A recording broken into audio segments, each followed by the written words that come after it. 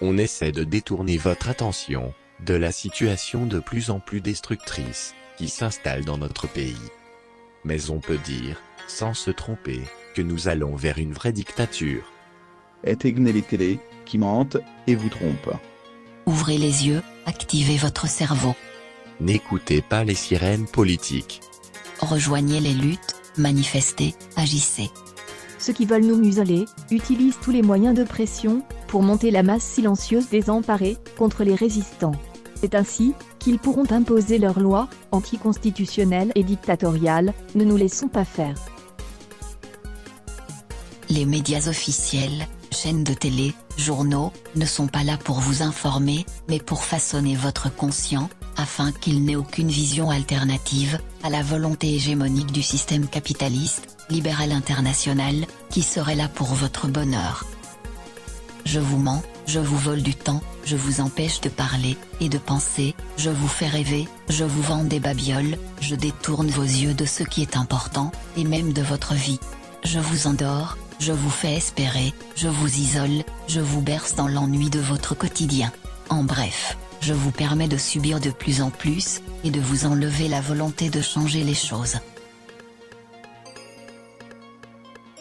Cette fameuse pandémie Covid-19 est tombée à pic, pour continuer à instaurer des lois d'urgence temporaires, qui ont tendance à devenir définitives, alors qu'elles sont souvent contraires aux articles de la Constitution et de la Déclaration des droits de l'homme. Il y a eu la loi anti-casseurs, qui a servi de prétexte à des violences policières. Puis cette urgence sanitaire, qui a permis au gouvernement de jouer avec nos nerfs, avec des oui, des non, puis des oui, des milliers d'amendes injustifiées, et une atteinte au droit de manifester. Aujourd'hui la vaccination, thérapie génique non validée, va servir à créer une classe de sous-français, aux droits limités, et une obligation à se faire vacciner, ce qui est en totale opposition à plusieurs lois de la République et directives internationales. Le nombre de faillites va atteindre 50 000 en 2021, 60 000 prévus en 2022. Selon l'OFCE, destruction de près de 200 000 emplois en 2021. La France a perdu 22 usines en 2020. Chômage en hausse de 6,3% par rapport à début 2020. Un millier de lits d'hôpitaux supprimés en 2020. 40% des maternités françaises ont déjà disparu. Malgré le Ségur, les salaires des soignants et les horaires de travail stagnent. En 2019, la France comptait 9,1 millions de personnes dites pauvres. 1 million de plus en 2020, explosion prévue en 2021. 22% des ménages disent avoir vu leurs revenus mensuels baisser entre mars 2020 et mars 2021. 32% chez les 25 à 34 ans. Mais tout le monde n'est pas perdant. La bourse de Paris affiche une forte progression depuis le 1er janvier 2021, avec près de plus 20%. Les 10% les plus riches ont augmenté leur capital de 25%. Avec le soutien de Macron et des politiciens libéraux, BlackRock et les fonds de pension anglo-américains sont à l'affût pour continuer à piller la France. Le système de retraite, bradé aux assurances privées, sous un faux prétexte d'équilibre et d'équité. Nombre grandissant de chômeurs radiés ou sous-indemnisés. Le SMIC et le RSA, qui ne permettent pas de vivre.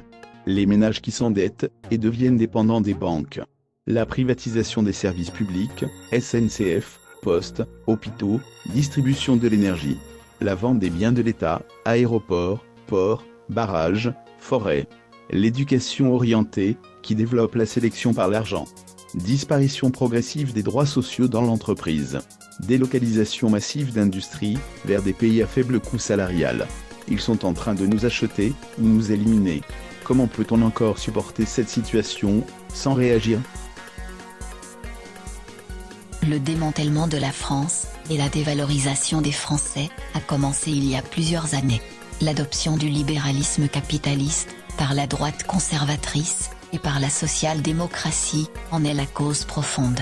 L'intégration européenne, non voulue par le peuple français, nous a totalement plongés dans une gouvernance extérieure, dirigée par des instances non élues. Les directives étant concurrence économique sans limite, totale ouverture des frontières, libre circulation des capitaux et des travailleurs, réduction des services publics, alignement vers le bas des droits sociaux, financement en aveugle et non équitable des décisions prises par la Commission européenne.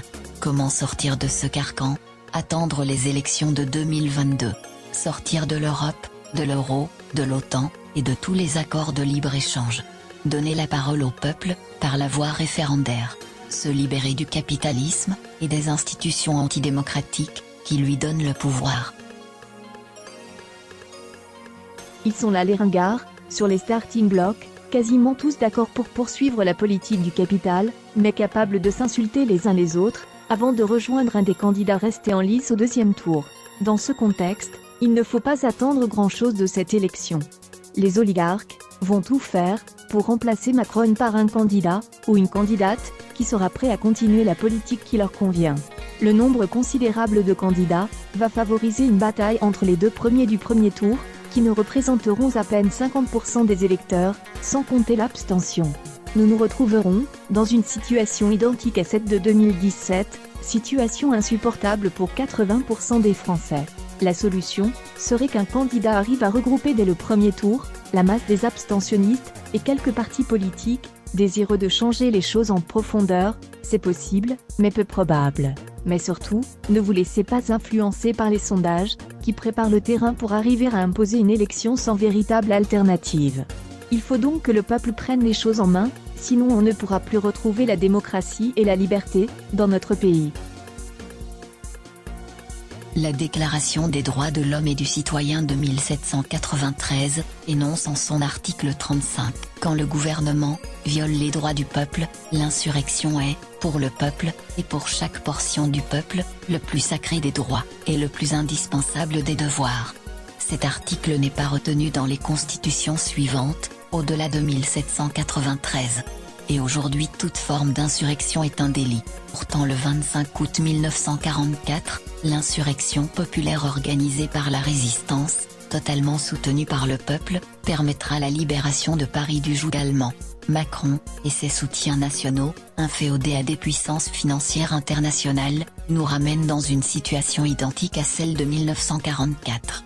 Un gouvernement de collaboration, imposé par l'argent, qui pourchasse, matraque et emprisonne ceux qui contestent sa légitimité et refusent la dictature qu'il tente de mettre en place. Crée des conditions où l'insurrection devient légale et nécessaire.